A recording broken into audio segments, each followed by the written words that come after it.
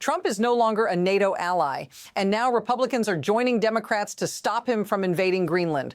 The world is facing an unprecedented standoff. This isn't just about global powers clashing. It's about something that could completely reshape the world you live in. You won't believe what's coming next, and it could have a direct impact on you. Stick around, because what happens next could change everything. This isn't just some isolated threat. It's a part of something much bigger. What's happening right now is a full-blown challenge to NATO's existence, and it's playing out in real time. In 2026, we're seeing a war of words that could lead to war on the ground. Imagine this. The very allies who have stood beside us for decades are now questioning our loyalty. The political turmoil in the U.S. has reached a boiling point, and Trump's push for military action against Greenland has just crossed a line that's making even his closest allies nervous. But what's really going on behind the scenes? Why are Republicans suddenly siding with Democrats to stop him? Let's get to the heart of it. This isn't just about Greenland or NATO. This is about power. And right now, Trump is playing a dangerous game. The evidence? A bill introduced in the House, backed by both Republicans and Democrats, aiming to block any military action in Greenland. It's called the Stop the Funding of the NATO Invasion Act. Yes, you heard that right. This bill, if passed, would make it illegal for Trump to use federal funds to wage war on Greenland. Think about it. If this passes, it would cripple Trump's ability to act without Congress. The question is, why is this happening now? What's driving even his own party to stand against him?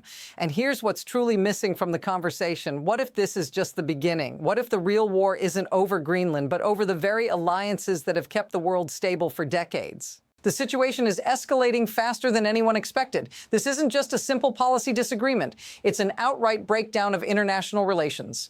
NATO, the strongest military alliance the world has ever seen, is now being shaken to its core. Think about it. Back in 2016, Ted Cruz predicted that Trump might try to take Greenland. He joked that if Trump were in charge, we'd wake up to find he'd nuked Denmark. It sounded outrageous at the time, but in 2026, it's becoming a chilling reality. What's worse? Trump's rhetoric is normalizing behavior that was once unimaginable for a U.S. president. Allies are scrambling, and the fear is palpable. The very foundation of global security is being tested, and we're watching it happen in real time. And just when you thought it couldn't get worse, it does. New details are emerging, and they're even more disturbing. A key contradiction is unfolding. While Trump continues to make threats against Greenland, Congress is fighting back. The Stop the Funding of the NATO Invasion Act isn't just a bill, it's a direct challenge to Trump's power. The bill targets military funding, preventing the use of federal money for any action in Greenland. This is a clear signal that Congress is prepared to block his moves without needing to wait for a debate. But here's the twist. Even if Trump ignores Congress and tries to act unilaterally, this law could make it illegal for any military officer to follow those orders. That means the moment Trump issues the command, anyone who carries it out could face legal consequences. This is no longer just about military strategy. It's a direct confrontation with the very people who are supposed to enforce those orders. And here's why it changes everything. If this bill passes, Trump's options are limited, and the world may soon have a very different view of America's role on the global stage. Now, things are moving fast. The stakes are rising with every passing day. First, we have the House bill aiming to strip Trump of military funding. Then we have the Senate pushing for strict congressional approval before any military action in Venezuela. And while all this plays out, Trump's supporters are doubling down. Republicans like Don Bacon are speaking out, but not for the reasons you might think. He's not worried about re-election. He's worried about the country. And this is where it gets wild. If these bills pass, they don't just stop Trump. They set a dangerous precedent. What happens if this continues? What if other presidents start pushing their power this far? Could we see the end of checks and balances as we know them? The pressure is mounting and the risks are growing. The clock is ticking. Now let's bring this closer to home. What does this mean for you? For ordinary people, this fight isn't just political, it's personal. The fate of Greenland, NATO, and global security affects everyone. Imagine living in a world where alliances, once unshakable, are suddenly in question. Imagine a future where global stability isn't a guarantee. For the average person, this isn't some abstract concept. It's about jobs, safety, and the world your children will inherit. If this escalates, we could see resources diverted away from vital domestic issues like healthcare or infrastructure just to fuel a risky global gamble. This is the reality people are facing. And if this feels familiar to you, this slow erosion of trust and security, let us know in the comments.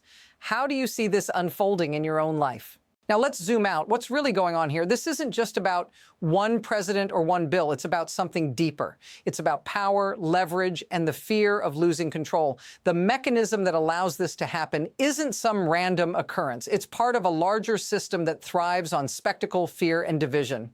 Take a moment to think about this. When countries like Greenland or Denmark are caught in the crossfire, it's not just about military action. It's about the incentives that push world leaders to take these extreme measures.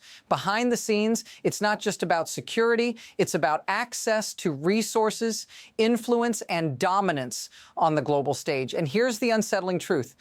As long as these systems operate this way, we'll keep seeing the same cycle play out. The question is, are we prepared to live with the consequences of this game? So what's next?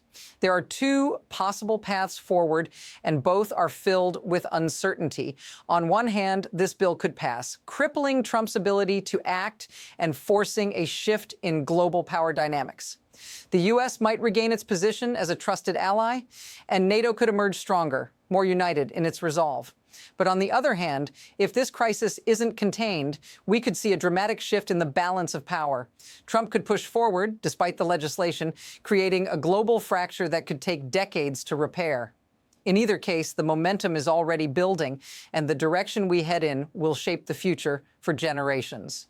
The question is, what will the next move be, and who will make it? In the end, it all boils down to one simple truth. The world is changing, and the foundations of global security are being tested in ways we never imagined. The very alliances that have kept the peace for over 70 years are now under threat, and the stakes couldn't be higher. This isn't just about Greenland or NATO. It's about what happens when the world's most powerful nations start to turn on each other. The real question we all need to ask is, will we rise to the occasion or watch everything unravel? Stay tuned, because the next chapter in this story is already unfolding. If you want to keep up with the latest developments, make sure to follow for more analysis as this crisis continues to unfold.